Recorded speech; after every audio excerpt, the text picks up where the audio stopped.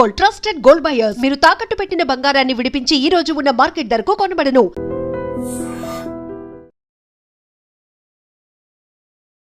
ధర్మం ఎక్కడుంటుందో దాన్ని మీరు ఫాలో అవుతారో, ధర్మం వైపు మీరు ఉంటారు అనుకున్నప్పుడు, సినిమాలో ధర్మాన్ని మీరేం చూసారు? మీది 'అఖండ తాండవంలో' మీ స్పీచ్ చూసాం అందులో. 'సంభవామి యుగే యుగే' అనే దానికి రిఫ్లెక్ట్ చేస్తూ, దానికి రిలేట్ చేస్తూ మీరు మాట్లాడారు. అందులో ఆల్మోస్ట్ 20 ఏళ్ల తర్వాత అనుకుంటా మీరొక సినిమాలో, అవును. అవును ఈవెన్ కవిత ఇఫ్ గారు. ఇట్ ఈస్ భగవద్గీత శ్లోకమైనప్పటికీ సినిమాలో మీ గాత్రాన్ని మేము వినబోతున్నాము.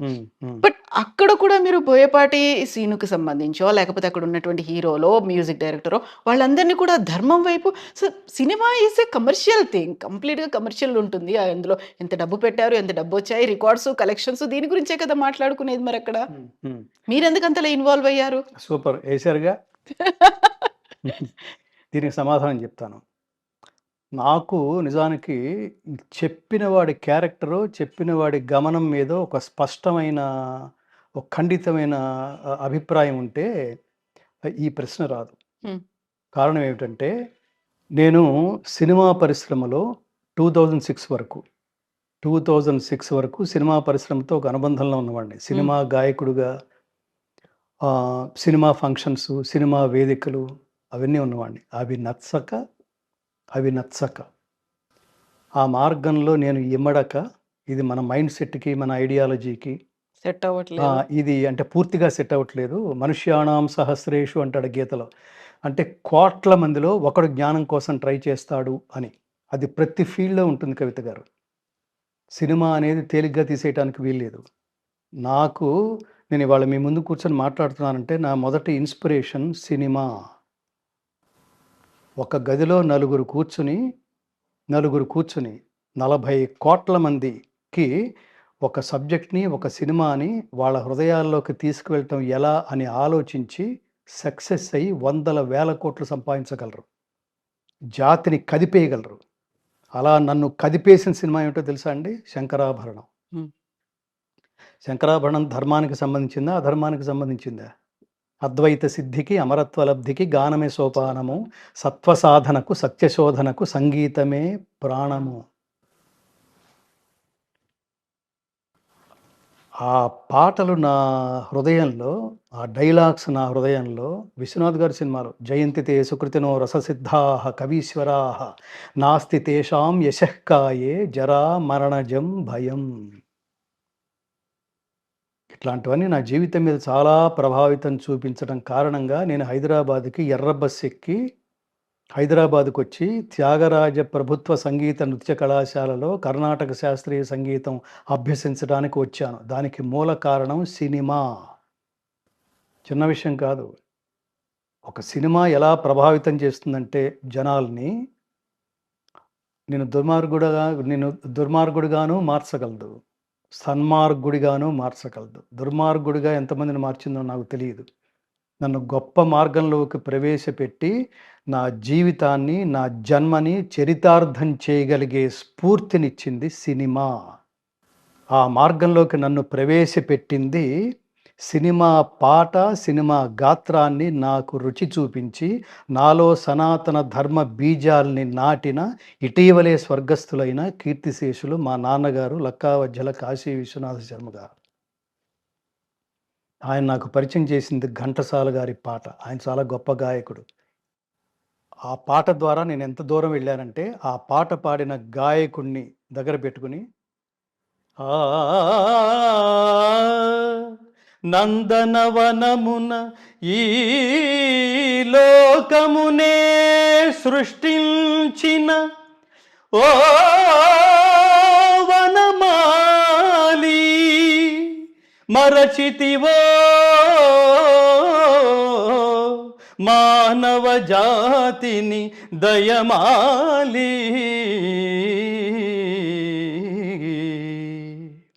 భలే భలే అందాలు సృష్టించావు, ఇలా మురిపించావు, అదే ఆనందం, అదే అనుబంధం, ప్రభో మాకేలయ్యవు. భలే భలే అందాలు సృష్టించావు. ఘంటసాల గారు.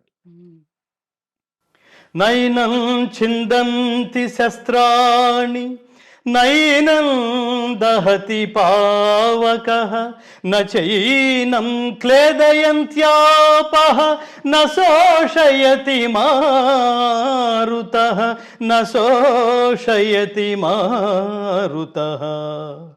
జాతస్య హి ధ్రువో మృత్యుః ధ్రువం జన్మ మృతస్య చ తస్మాదపరిహార్యేర్థే నత్వం శోచితుమర్హసి నత్వం శోచితుమర్హసి. అర్జునా, పుట్టినవానికి మరణము తప్పదు, మరణించిన వానికి జన్మము తప్పదు. అనివార్యమగు ఈ విషయమును గూర్చి శోకింప తగదు పరంతప. దాని అర్థం చావు పుట్టుకలు కామన్, వాటి గురించి బాధపడకు. ఎప్పుడు పుట్టాలో నీ చేతిలో లేదు, ఎప్పుడు పోవాలో నీ చేతిలో లేదు, ఎవరికి పుట్టాలో నీ చేతిలో లేదు, ఎప్పుడు మరణించాలో నీ చేతిలో లేదు, ఎప్పుడు మరణిస్తావో నీకు తెలియదు. కానీ చావు పుట్టుకల మధ్యలో జీవిత ప్రయాణం ఉందే, అది మాత్రం నీ చేతిలోనే ఉంది. అందుకని అందంగా జీవితం ప్రయాణించు, స్ఫూర్తిదాయకంగా జీవితం గడుపు, ధర్మబద్ధంగా జీవితం గడుపు. వెళ్ళిపోయిన తర్వాత కూడా ప్రపంచం నీ గురించి మాట్లాడుకుంటూ నువ్వు లేని లోటుని గమనించి వీళ్ళు లేని లోటుని మనం కూడా భర్తీ చేసేంతగా ఎదగాలరా అనే స్ఫూర్తినిచ్చేట్టుగా బతుకు. ఇది కదా భగవద్గీత. ఇది సార్వజనీయంగా లేదు, ఇది మతానికి సంబంధించిన ప్రీచ్లాగా ఉందా, లేదా ఒక వర్గానికి సంబంధించి మాత్రమే చేసిన బోధలాగా ఉందా? Coming to your point. So నాన్నగారు అలా పరిచయం చేస్తే, అలా నేను ఆ సినిమా స్ఫూర్తితో వచ్చిన వాడిని. ఈ భగవద్గీత దాకా భారతదేశంలో మొట్టమొదటి సంగీత భరిత సంపూర్ణ భగవద్గీత, 700 శ్లోకాల సంపూర్ణ భగవద్గీతని హై ఎండ్ టెక్నాలజీలో రికార్డ్ చేసి, వింటుంటే దర్శిస్తున్న అనుభూతి కలిగించే సౌండ్ టెక్నాలజీలో రికార్డ్ చేసి ప్రపంచానికి అంకితం ఇచ్చిన భారతదేశపు తొలి గాయకుడిని. ఈ స్థానం నుంచి మాట్లాడుతున్నా. నాకెందుకండి, నేను డబ్బు వెనకాల ఎందుకు పడతానండి? అది వద్దనుకుని కదా వచ్చింది. నెలకు 6-7 లక్షలు సంపాదించేవాడిని. అది వద్దని కదా అనుకుని కదా ఈ మార్గంలోకి వచ్చింది. ఇక్కడికి వచ్చిన తర్వాత డబ్బు వెతుక్కుంటున్నాం. డబ్బు కాదు, ఇదేదో ఈ రుచి అమృతతుల్యమైన రుచి. అది కాఫీ తాగినట్టు, పాలు తాగినట్టు, సినిమా పాట పాడితే, కాఫీ తాగినట్టు, టీ తాగినట్టు, ఇది అమృతం తాగినట్టు. దుగ్ధం గీతామృతం మహత్. అలాంటి నేను 20 సంవత్సరాల తర్వాత ఒక సినిమాలోకి నేను ఎంటర్ అయ్యానంటే, ఒక సినిమాలో పాడానంటే, ఆ పాడింది సినిమా పాట కాదు, ఆ పాడింది మామూలు భక్తి గీతం కూడా కాదు. భక్తి గీతం కూడా పరమేశ్వరాన్ని వంతటి వాడివి ఇంతటి వాడివి అని మెచ్చుకునేది. వాడినేం మెచ్చుకోక్కర్లేదు మనం, ఆయన స్థాయి ఏమిటో ఆయనకి తెలుసు. కానీ నేను వెళ్ళింది ఏమిటంటే, ఒరేయ్ నా అవతార పరమార్థం ఇది నాన్న, ఇది జనాలకి చెప్పండి. తప్పు చేస్తే తోలు తీస్తా, ఒప్పు చేస్తే రక్షిస్తా. ఎంత అంగబలం ఉన్నా, ఎంత అర్ధబలం ఉన్నా, దైవబలం లేకపోతే సంపూర్ణ విజయాలని సాధించలేవు నాన్న అని చెప్తున్నాడు పరమాత్మ. ఆ దైవబలం దేనివల్ల వస్తుందంటే, నువ్వు ఆచరించే ధర్మం వల్ల, నువ్వు ఆచరించే కర్మ ఫలమే పరమాత్మ. పరమాత్మ కర్మ సాక్షి. ఒకటితో దగ్గర నమే భక్త ప్రణశ్యతి, నమే. ఇంకొకటి అత్యద్భుతమైన స్టేట్మెంట్ ఏంటో తెలుసా కృష్ణ పరమాత్మది? నమే ద్వేష్యోస్తి న ప్రియ. నాకు ఒకటి పట్ల ద్వేషం కానీ, ఒకటి పట్ల నిష్కారణమైన ప్రియత్వం కానీ ఉండదు. ఊరికే ఒకడిని ప్రేమించేడు, ఊరికే ఒకడిని ద్వేషించేడు. ఎందుకురా నుదుట ఇలా రాశావు అని తిట్టుకుంటుంటారు చూడండి. ఒక్క తలకి రాత రాయడం చేతగాని వాడికి 4 తలలు దేనికో మోయడానికి అని తిట్టాడు ఒక కవి ఒక సినిమాలో క్యారెక్టర్ కోసం. అలా మన కోపం వస్తే దేవుని తిట్టుకుంటుంటాం. వాడికి నీ మీదేం ఫీలింగ్ లేదు, నీకేదో చెడ్డ రాత ఏం రాసేయడు. అదంతా ఏమిటంటే, ఇది అంత ఏమంటారు, నువ్వు ఏదైతే ఎగ్జామ్ రాస్తున్నావో దాని ఫలితం ఎలా అయితే టీచర్ మార్కులు వేస్తాడో, పరమాత్మ కూడా అంతే. నువ్వు ఇది చేసుకున్నావు, ఆ తర్వాత కాలంలో అనుభవిస్తావు ఏదైతే చేస్తున్నావు. అందుకనే భగవద్గీత కర్మ సిద్ధాంత గ్రంథం. ఇది గుర్తుపెట్టుకోండి కవిత గారు. భగవద్గీత సిద్ధాంత గ్రంథం, మత గ్రంథం కాదు, దైవ గ్రంథం. ఇది జ్ఞాన గ్రంథం, మత గ్రంథం కాదు. ఇది ఒక వర్గానికి చెందిన గ్రంథం కాదు. సర్వ మానవాళి శ్రేయస్సును కాంక్షించి చేసిన మహిమోపదేశం, హితోపదేశం. అందుకనే అమెరికాలో శాటన్ హాల్ యూనివర్సిటీలో, న్యూజెర్సీలో శాటన్ హాల్ యూనివర్సిటీలో MBA చదివే స్టూడెంట్స్కి భగవద్గీత కోర్స్ మ్యాండేటరీ. అక్కడ జరుగుతోంది అధ్యయనం. అణుబాంబు టెస్ట్ టైంలో ఓపెన్ హ్యామర్ భగవద్గీత శ్లోకాన్ని గుర్తు చేసుకున్నాడు. దివి సూర్య సహస్రస్య భవేద్ యుగపదుద్ధిత యది భా సదృశీ సా స్యాత్ భాసస్తస్య మహాత్మనః. గీతా జయంతి సందర్భంగా మన కాన్వర్సేషన్ నడుస్తోంది. అలాంటి నేపథ్యంలో భగవద్గీత పాడడానికి నన్ను చాలా గొప్ప సంగీత దర్శకుడు, అసలు యూత్లో అతను ఒక పవర్ఫుల్, అతను ఒక తపస్వి, దాన్ని ఏమంటారు, ఒక రాక్షసుడు అంటారే, ఒక గొడ్డు చాకరీ చేస్తాడరా అంటారే, అంత కష్టపడి చేస్తాడండి అతను. తమన్ అతనితో నాకు పూర్వం చాలా కాలం నుంచి అనుబంధం ఉంది. మరణి శర్మ గారితో చాలామంది దగ్గర అతను ఒక డ్రమ్స్ ప్లేయర్, రిథమ్స్ ప్లేయర్గా ఉన్న రోజుల నుంచి అతని వినయం, అతని క్రియేటివిటీ, అతని ఉత్సాహం, అతని పవర్, అతని ఎనర్జీ లెవెల్స్, ఇవన్నీ మా యుఎస్ టూర్స్లో నేను చాలా దగ్గరుండి గమనించాను. గురుగారు అంటుండేవాడు. నా పాటలకి చాలా స్టేజెస్ మీద కూడా చాలా చాలా చాలా చాలా చాలా వాయించాడు అతను. ఈ అనుబంధంతో చాలా కాలం తర్వాత నాకు ఫోన్ చేశాడు అతను. గురుగారు, మీకు చిన్న చిన్న చిన్న డైవర్షను, మా సినిమాలో మీ గాత్రం కావాలి అన్నాడు అతను. అంటే నేను సినిమా అనే దీన్ని మానేసి నేను దశాబ్దాలైంది నా యొక్క తమన్ గారు అన్న. గురుగారు, మీకు ఇది డైవర్షన్ కాదు, మీరు ఏం పాడుతున్నారో అదే పాడాలి ఇందులో అన్నాడు. అయితే నేను వచ్చేస్తానన్నా. అదే భగవద్గీత. నేను అక్కడికి వెళ్ళిన తర్వాత ఆ శ్లోకాలు చెప్పాడు అతను.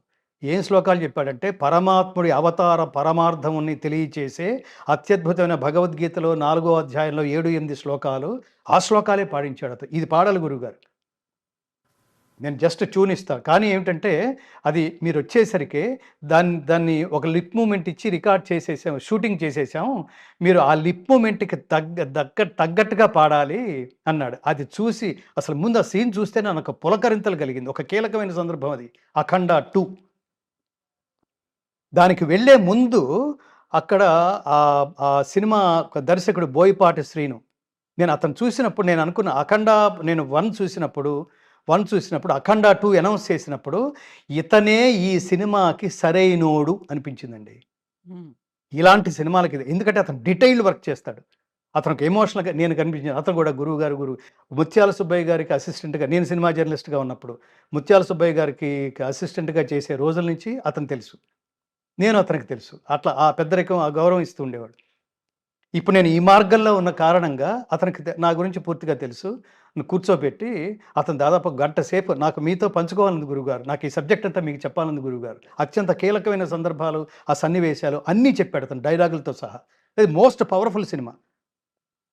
అందులో నాకు కనిపించింది, నేను వేదిక మీద కూడా చెప్పాను, అందులో నాకు కనిపించింది దైవభక్తి, ప్రతివాడు ఏదైతే కలిగి ఉండాలో అది ఈ సినిమాలో ఉన్నాయనిపించింది. అతను బోయపాటి శ్రీను గారు నాకు చెప్తున్నప్పుడు, దైవభక్తి, దేశభక్తి, కర్తవ్యనిష్ట, నిష్కామ కర్మ, ఈ ప్రతి ఒక్కడు ఇది కలిగి ఉండాలండి.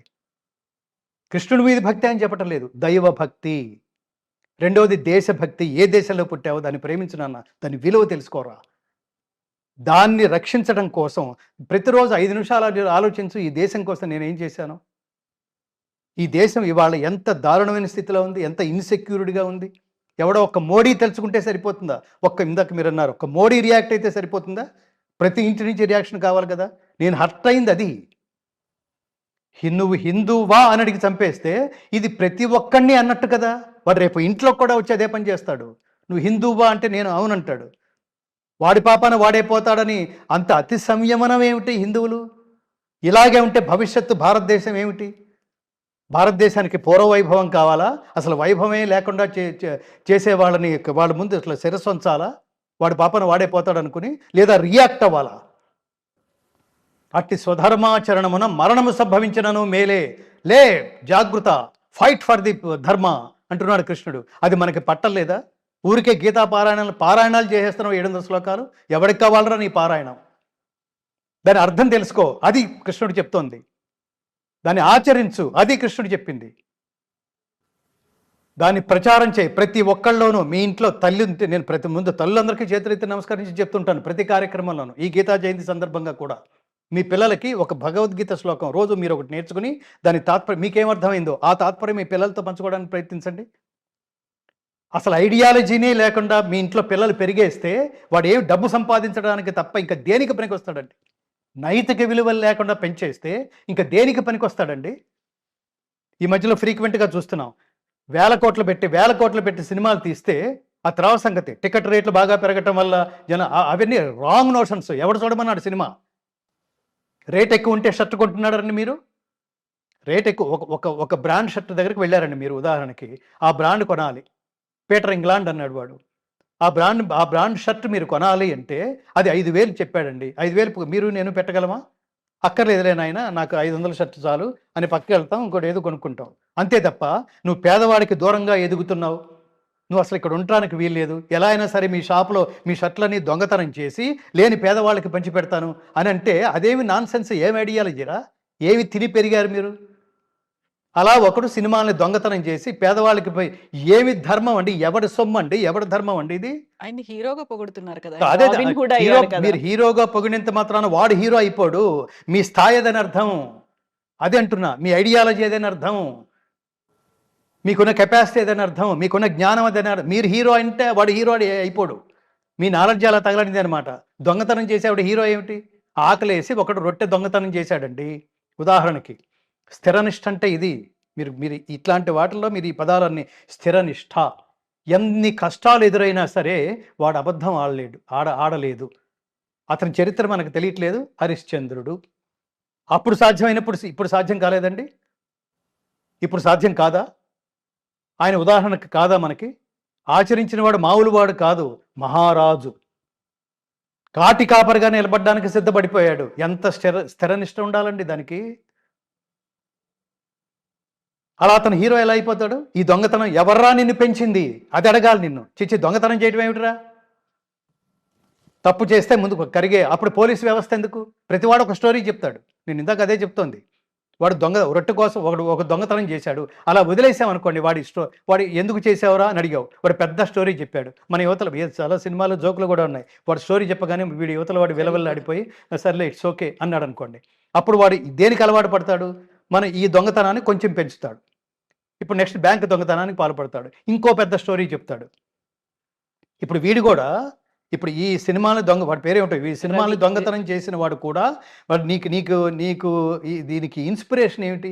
అసలు ఎందుకు ఇలా చేశావు అంటే నేను కిక్ సినిమా చూశానని చెప్పాడు వాడు. కిక్ సినిమాలో వాడు కూడా బ్యాంక్ రాబరీలు చేసి ఆ రాబరీలు చేసిన డబ్బుని ఒకటి ఆపరేషన్ కోసం ఖర్చు పెట్టాట. ఏమి ఐడియాలజీరా ఇది? స్తోమత ఉంటే ఖర్చు పెడతావు, స్తోమత ఉంటే చారిటీ చేస్తావు, లేకపోతే ఉన్నంతలో చేస్తావు, అంతే తప్ప దొంగతనం మార్గం ఎలా అవుతుంది?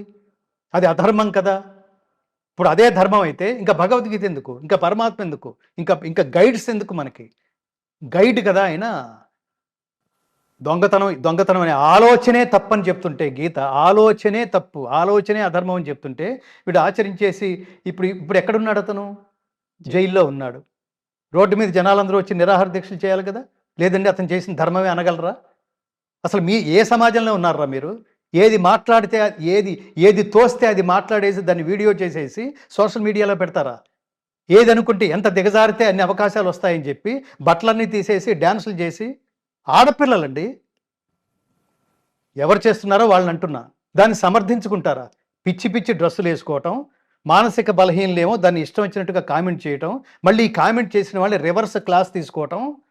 మీకు అమ్మలు లేరా, అక్కలు లేరా, చెల్లెళ్ళు లేరా అంటే మన అమ్మలు అక్కలు చెల్లెళ్ళు ఇంత దరిద్రంగా కనపడరు. కనపడితే తోలు తీసేస్తాం మనం కూడా. అది వ్యాంపుల లక్షణం. అది అవతల వాళ్ళ మానసిక బలహీనతల్ని తన స్వార్థం కోసం క్యాష్ చేసుకోవడానికి చేసే ప్రతి స్త్రీ వేశ్యే, డౌట్ లేదు అందులో. దేనికి నువ్వు బట్టలు తీస్తున్నావు అంటే అవతల వాడిని ఏదో ఆకర్షించడానికి. తప్పు కదా అది. ఆకర్షించబడిన వాడు ఎలా ప్రవర్తిస్తాడు? జంతువులాగా ప్రవర్తిస్తాడు. దానికి ఎవరు కారణం? నువ్వే కదా కారణం. నీ తప్పు తెలుసుకోవటంలా, నువ్వు సిగ్గుపడటంలా.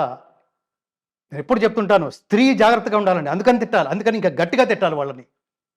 ఎందుకంటే పురుషుడు బీజం పాడైతే బీజానికి మాత్రమే నష్టం. స్త్రీ క్షేత్రం పాడైతే సమాజానికి నష్టం. చాలా మంచి ఆడపిల్లలు ఎంత దేవతల్లాగా కనిపిస్తాయి. ఈ అమ్మాయి దేవతలాగా కనిపిస్తుంది. ఆ మాటలు చూడండి. నేను కొందరిని అంటున్నా. వీళ్ళని చూసి ఇంకొక మానసిక మనం కూడా ఇలా చేస్తే మనకు కూడా డబ్బు వస్తుంది, పలానా ఒక దరిద్రపు ఏమంటారు ఒక సీరియల్ ఉంది, అందులో అవకాశం వస్తుంది. ఇది కదా క్షుద్రం హృదయ దౌర్బల్యం త్యక్వా ఉత్తిష్ట పరంతప. ఈ మానసిక దుర్బలత్వం ఉందే, ఇది ప్రతి చోట ఉంది. ఎలక్షన్స్లో మందు పోస్తే, ఎలక్షన్స్లో డబ్బు పంచిపెడితే మనం మనం మనం గెలుస్తాం. వీళ్ళ ఏలుబడిలో ఉండేవాళ్ళు. దురదృష్టం కదా అది. వీళ్ళు మనుషులైనా, వాళ్ళు ముఖ్యమంత్రులైనా, వాళ్ళు పార్టీ అధినేతలైనా, అవతల వాడే అంటే నీకు బలం లేదన్నమాట. ఇంత హేయమైన, ఇంత మానసిక దుర్బల స్థితిలో ఉన్నావా వాళ్ళని క్యాష్ చేసుకోవడానికి? వాడు ఇంకా దుర్బలుడు. వాడి నాలెడ్జ్ ఏంటి? మన డబ్బే, అది ప్రజల డబ్బే, మన డబ్బు మనకిస్తుంటే తీసుకో. ఏ రూపంలో తీసుకుంటున్నావు? లంచం రూపంలో తీసుకుంటున్నావు. ఆ రూపం, నువ్వు తీసుకునే రూపం దారుణం కదా. వాడు ఆ డబ్బు తీసుకుని వాడు ఓటు వేస్తున్నాడు. ఇలా తీసుకోవడానికి అలవాటు పడి వాడి ఉచ్చం లేదు, నీచం లేదు, వాడికి జ్ఞానం లేదు, వాడికి ధర్మం లేదు, వాడికి దైవం లేదు.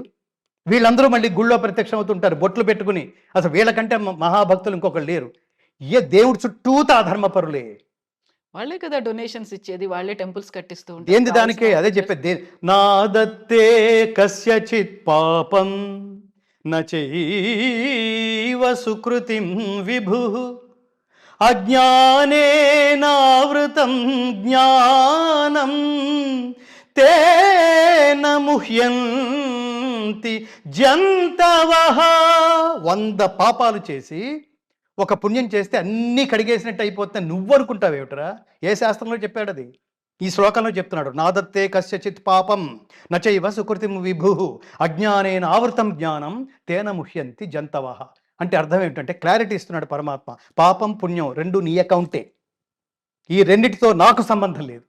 ఎవని పాప పుణ్యములను పరమాత్మ స్వీకరింపడు. నీ పాపం నీ పుణ్యం నీ అకౌంటే. రక్షంతి పుణ్యాని పురాకృతాని. ఇప్పుడు ధర్మం, ఇప్పుడు నువ్వు ఆనందం అనుభవిస్తున్నావంటే నువ్వు ఒకప్పుడు చేసిన ధర్మ ఫలం అనుభవిస్తున్నట్టు లెక్క. నువ్వు ఇప్పుడు అధర్మం ఆచరిస్తున్నావు, నువ్వు ఇప్పుడు బాధగా ఉన్నావు అంటే ఏ రూపంలో అయినా వ్యాధి రూపేణ బాధతే. ఇవాళ నాకేదో నేను ఉన్నట్టుండి హెల్త్ అప్సెట్ అయిపోయింది. ఎప్పుడో అనుభవించావు, ఎప్పుడో చేసావు ఆ కర్మ. సో ఆ అధర్మ ఫలితం, ఆ దుష్కర్మ ఫలితం ఇప్పుడు అనుభవిస్తున్నాం అనమాట. అందుకని చెప్తున్నాడు. అందుకని ఏమని చెప్తున్నాడు? నో, ఎప్పుడు ఆల్వేస్ దగ్గర కూడా రానివ్వకు. ఇప్పుడు ఇది ఎవడు చూస్తాడులే, చాలామంది ఎవడికి తెలుసులే, ఎవడు చూస్తాడులే. అసలు remove all these dialogues from your dictionary. ఉన్నాడు వాడు సర్వసాక్షి, గతిర్భర్త ప్రభుసాక్షి నివాస శరణం సుహృత్. పరమాత్మ సర్వసాక్షి. నీ కనపడ్డ కనపట్టలేదు కాబట్టి లేడు అనకు. యోగమాయా సమావృత. యోగమాయ చేత ఆవరించబడి ఉండటం వల్ల నేనెవ్వడికి కనపట్టలేదు. నేను కావాలని ఎవడైతే అనుకుంటాడో, దర్శించాలని ఎవడనుకుంటాడో వాడు తపస్సు ద్వారా మాత్రమే ఈ యోగమాయని ఛేదించి నా దగ్గరికి రాగలడు. రియలైజ్. ఒకడు అంటుంటాడు చూడండి, నాకు దేవుడు అంటే నమ్మకం లేదు, నేను ఇంజనీర్గా దేవుడు. నువ్వెవడరా? నువ్వు ఎంతకాలం ఉంటావురా? నువ్వు దేవుడిని నమ్మటం ఏమిట్రా? నువ్వు నమ్మటం వల్ల వాడికొచ్చే లాభం ఏమిట్రా? దేవుడికి నమ్మడం అంటే కనెక్షన్ విత్ గాడ్. వాడు మోస్ట్ పవర్ఫుల్. నేను ఎందాక చెప్పాను, నీకున్న అర్హతను బట్టి దగ్గరకు తీసుకుంటాడు వాడు. నీకు ఇప్పుడు అర్హత, ఆ మాట అన్నావంటే నీకేదో అర్హత లేదు. అది లేదనడానికి అర్థం ఏమిటంటే అసలు వాడి పట్ల నమ్మకం లేకపోవడమే నీకు అర్హత లేదని అర్థం. అది ఉంటే నమ్మటం స్టార్ట్ చేస్తావు. నమ్మటం స్టార్ట్ అయిందంటే పరిశోధన మొదలైంది, తత్వం బోధపడుతోంది, వాడిని కనెక్ట్ కావడానికి ప్రయత్నిస్తున్నావు. You want to make friendship with God. అప్పుడు నువ్వు భక్తుడు అయిపోతావు. అప్పుడు నీ డిజిగ్నేషన్ మారిపోతుంది. అప్పుడు నీ డిజిగ్నేషన్ భక్తుడు. అంత మాత్రాన్ని ఏమంటారంటే అంత మాత్రాన్ని సక్సెస్ వస్తుంది, అంత మాత్రాన్ని హిట్ అయిపోతావు అని కాదు. దేవుణ్ణి నమ్మినంత మాత్రాన ఇవన్నీ సత్కర్మలు ఉన్నాయే, రక్షంతి పుణ్యాని పురాకృతాని. పూర్వం నువ్వు చేసిన మంచి పనులే నిన్ను రక్షిస్తాయి. అందుకని జాగరూకతతో ఉండు. మళ్ళీ అసలు పాయింట్కి వస్తాను. అలా అఖండ సినిమాలో నా చేత 2 శ్లోకాలు పాడించాడు.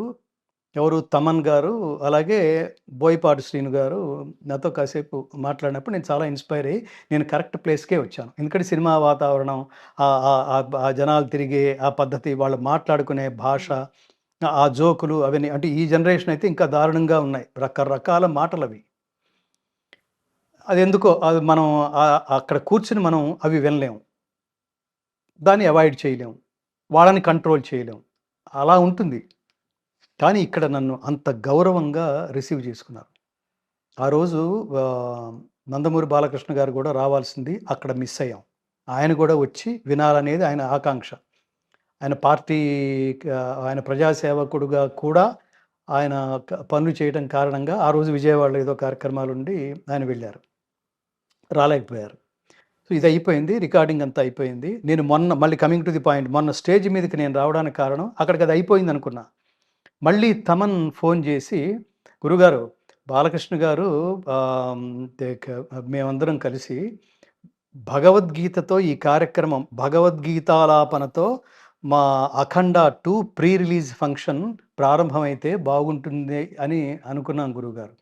మీరు తప్పకుండా రావాలి అని ఖచ్చితంగా గురుభావనతో పిలవటం కారణంగా నేను అప్పటికి మళ్ళీ ఆర్కెస్ట్రా, సినిమా పాటలు, అక్కడికి వెళ్ళి నేను ఆ వెనక కూర్చోవటం, ఇవన్నీ అంటే నేను రెగ్యులర్గా నాకు ఒక మార్గం అలవాటైపోయిన దీంట్లో ఇప్పుడు ఇది ఎన్ని గంటలకు కూర్చుంటామో తెలియదు. సినిమా ఫంక్షన్స్ అన్నీ అలా ఉంటాయి అని అనుకున్న దీంట్లో మళ్ళీ గురువుగారు మీరు బాలకృష్ణ గారు మళ్ళీ గుర్తు చేయమన్నారు. ఇవన్నీ మాట్లాడడం వల్ల మళ్ళీ వెళ్ళాను. భగవద్గీత పఠనం అయిపోయింది. ఓపెనింగ్ కృష్ణ ప్రార్థన, ముందు గురు ప్రార్థన చేసి తర్వాత భగవద్గీత శ్లోకాలు అంతా అయిపోయి నేను వెనక్కి కూర్చుని వెనక్కి వెళ్ళి కూర్చున్నాను. నేను ఇప్పుడు వెళ్ళిపోవచ్చా అని కూడా అడిగాను. అంటే మీ ఇష్టం గురువుగారు, మన చంక అయిపోయింది, మీరు కూర్చోగలిగినంతసేపు కూర్చోవచ్చు, మీకు ఆసక్తి ఉంటే అన్నారు. వెళ్ళిపోదామా అనుకుంటున్న టైంలో బాలకృష్ణ గారు ఒక్కసారి ఇక మిమ్మల్ని స్టేజీ కిందకి పిలుస్తున్నారు అని అడిగాడు. అంటే నేను స్టేజీ కిందకి వెళ్ళేసరికి ఆయన నేను వెళ్ళిన ప్రతిసారి నిలబడి గౌరవిస్తున్నాడండి ఆయన. అది నేను మూవ్ అయిపోయాను. నేను జర్నలిస్ట్గా ఉన్నప్పుడు ఆయన షూటింగ్స్కి కవరేజెస్కి వెళ్ళినప్పుడు, అప్పుడు నేను జర్నలిస్ట్ మాత్రమే, కవరేజ్కి వెళ్ళినప్పుడు శివశంకరి, ఎన్టీ రామారావు గారికి పాటలు ఇవన్నీ ఆయన చాలా ఎంజాయ్ చేస్తుండే. ఒక బ్యాచ్ గిరిబాబు గారు, ఆయన చలపతిరావు గారు, ఒక బ్యాచ్ ఉండేది. పాత పాటలు అంటే వాళ్ళకి చాలా ఇష్టం. నేను ఘంటసాల గారి పాటల్లో నాదొక ఉత్తమమైన మార్గం, అలా పేరు తెచ్చుకున్నవాడిని. అవన్నీ పాడుతూ ఉండేవాడు. ఇప్పుడు అసలు పూర్తిగా నా అడ్రస్సు మారిపోయినాయి. నేను వెళ్ళిన ప్రతిసారి ఆయన నిలబడుతున్నారు. ఆయన ఏం చేశారంటే మెట్ల దగ్గర నిలబడి ఉన్నాడండి. ఆయన నిలబడి, గురుగారు మన ఇద్దరం కలిసి స్టేజ్ మీదకి వెళ్ళాలి, మీరు నా పక్కనే ఉండాలి. మిగతా సినిమా తోటి ఆర్టిస్టులు, సాంకేతిక నిపుణులు వాళ్ళందరూ వెనక ఉన్నారు. ఆయన పక్కనే నన్ను చేత్తో పట్టుకుని ఆయన స్టేజ్ మీదకి తీసుకెళ్తున్నాడు. How respect he has given to me. అది నేను నా అవసరం లేదు, ఆయన పిలవపోయినా ఏం నష్టం లేదు, నేను పాడేసి వెళ్ళిపోదాం అనుకున్నాను. I never expected. అక్కడ అందరికీ అభివాదం చేశాడు ఆయన. అది అది అది అది న్యాచురల్. ఆయన కోసమే వస్తారు, నా కోసం ఎందుకు వస్తారు? నేను నమస్కారం చేశాను. మళ్ళీ వెళ్ళి నేను కూర్చున్నాను వెనక. మళ్ళీ వెళ్ళిపోదాం అనుకుంటున్నాను. వెళ్ళిపోదామని లేచాను. అది మళ్ళీ కింద కూర్చుని గమనించాడు ఆయన. గురుగారిని వెళ్ళొద్దని చెప్పండి, ఆయన స్పీచ్ ఉండాలి ఇక్కడ అన్నాడు ఆయన. అది నెవర్ ఎక్స్పెక్టెడ్. నేను మళ్ళీ నిలబడ్డా. మళ్ళీ వెళ్ళి నేను మాట్లాడా అబౌట్ అఖండ. నేను ఇందాక చెప్పినట్టుగా ఖచ్చితంగా సనాతన ధర్మం అంటే తెలుసుకోవాలి అనుకునే వాళ్ళకి, ఎందుకంటే ఒక వ్యక్తి స్టేజ్ మీద నుంచి మాట్లాడితే కొన్ని వందల మందో, వేల మందో, లక్షల మందో మాత్రమే వింటారు. వాళ్ళ స్థాయిని బట్టి, వాళ్ళ వాక్ స్పష్టతను బట్టి, వాళ్ళ వాక్ శక్తిని బట్టి. కానీ సినిమా ద్వారా వస్తే కొన్ని కోట్ల మంది చూస్తారండి ఏకకాలంలో, కొన్ని కోట్ల మంది. అందుకని నేను డెఫినెట్గా దాన్ని చాలా చాలా బిలీవ్ చేశాను. ఆ ట్రైలర్ చూసిన తర్వాత, అటు అంతకుముందు దర్శకుడు చెప్పినప్పుడు, తమన్ చెప్పినప్పుడు, అసలు ఆ సినిమాలో ఉన్న రికార్డింగ్ బిట్స్, ఆ శాస్త్రాలు కానీ, వేదాలు కానీ, ఆ ఉపనిషత్తులు కానీ, ఆ మంత్రాలు కానీ, ఆ వెనకాల స్తోత్రాలు కానీ, అవన్నీ రికార్డింగ్లో పెట్టేశారు. ఇది ఖచ్చితంగా ఇదేదో ఒక అఖండ అనేది సనాతన ధర్మాన్ని ప్రపంచానికి బలంగా తీసుకువెళ్ళబోతోంది కొన్ని క్యారెక్టర్స్తో పాటు. ఈ రోజుల్లో భక్తి సినిమా ఏమిటి అనుకుంటే అది కేవలం భక్తే కాదండి. అది నేను ఇందాక స్టేజ్ మీద నిన్న స్టేజ్ మీద కూడా చెప్పాను, అది ఎంటర్టైన్మెంట్ విత్ ఎన్లైటన్మెంట్, ఆనందంతో కూడిన ఆత్మజ్ఞానం. అంత పవర్ఫుల్గా ప్రజెంట్ ఆయన డైలాగ్స్ కానీ అంత. పైగా మనవాడు ఒక డైరెక్టరు చాలా డీటెయిల్డ్గా తీస్తాడు, చాలా డీటెయిల్గా వర్క్ చేస్తాడు. మీరు అఖండ మొదటి సినిమాలో మొదటి పార్ట్లో బాలకృష్ణ గారి ఎంట్రన్స్ చూడండి. బాలకృష్ణ గారి ఫస్ట్ షాట్ ఇంట్రడక్షన్. ఆ పిల్లాడిని ఎత్తుకొని రక్షించండి, రక్షించండి అని గుహలోకి వెళ్ళిపోతుంది. గుహలోకి వెళ్ళిపోతే ఆ రక్తపు ఒక బొట్లు అది నాకు సీన్ ఏదో అస్పష్టంగా నేను వెంటనే చెప్పలేకపోతున్నాను. అక్కడ నెత్తురు చిమ్మితే ఆ నెత్తురు ఫస్ట్ ఆ 2, 3 బొట్లు బాలకృష్ణ గారి ఆ నుదుటి మీద పడతాయి. దాన్ని క్లోజ్ తీశాడండి. Never before. ఆ థియేటర్ అంతా రోరింగ్ ఎక్స్‌ప్రెషన్స్, రోరింగ్ రియాక్షన్స్. అది పవర్‌ఫుల్ ప్రెజెంటేషన్ అంటే. అక్కడున్నాడతను. అలా తీయగలడతను. అందుకని బాలకృష్ణ గారు ప్రేమించాడు అతన్ని. కాకుంటే మీరు సనాతన ధర్మ పరిరక్షణ కోసం బోయపాటు సీన్ సంభవామి యుగే యుగే అన్నట్టుగా ఒకరొస్తారు. ఆ ఒకరు ఈయనే అని చెప్పడం. ఖచ్చితంగా. ఆ తర్వాత ఈ ఈ త్రిమూర్తులు అనడం ఈ ఏంటి మీరు? ఇది చెప్పాలి. అక్కడ నేను ప్రారంభించింది సంభవామి యుగే యుగే. ఏమన్నాడంటే, ఏ కాలమున ధర్మమునకు హాని కలుగునో అధర్మము వృద్ధినందునో. ఇప్పుడు జరుగుతుందది. ఆయా సమయముల యందు అంటే దేశ ప్రధాన్నే లేపేయడానికి ఎంత బలంగా ప్లాన్స్ జరుగుతున్నాయో మనకు తెలుసు. దేశాన్ని నాశనం చేయడానికి ఎంత ధైర్యంగా ఈ దేశంలోకి అడుగుపెట్టి ఒక మహానుభావుడు.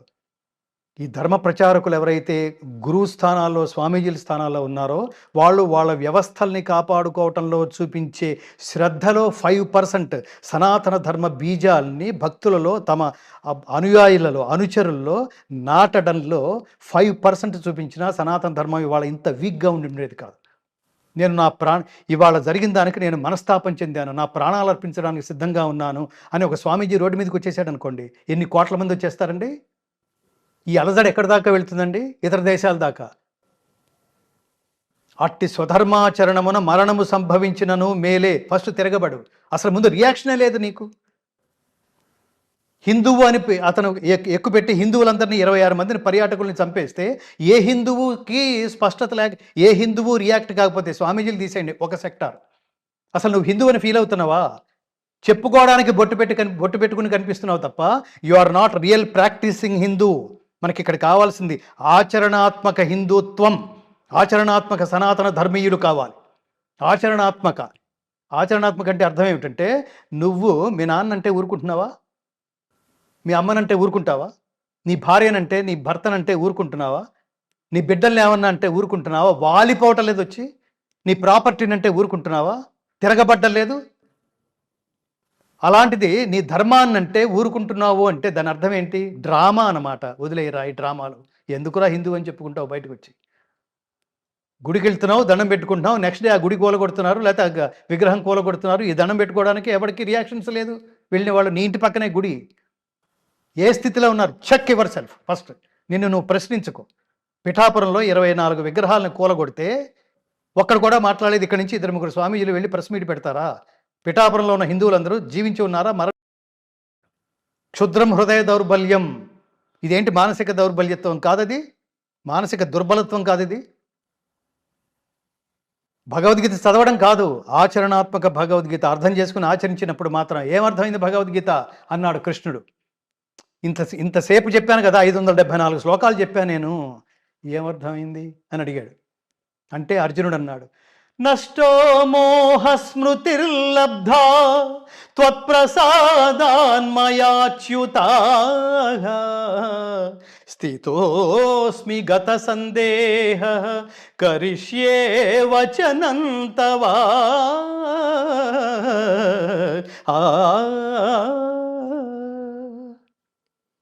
పరమాత్మ ఎంత అద్భుతంగా చెప్పావయ్యా.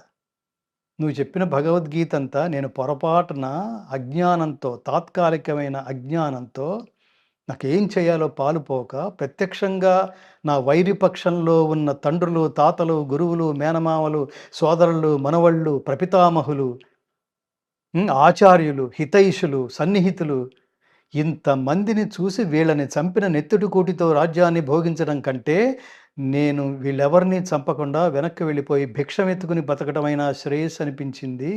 ఎంత అజ్ఞానం, నా క్షత్రియ ధర్మాన్ని కూడా మర్చిపోయాను. ఎంతటి దుస్థితిలో ఉన్నానో నన్ను ఎంత జాగృతం చేసావు పరమాత్మ.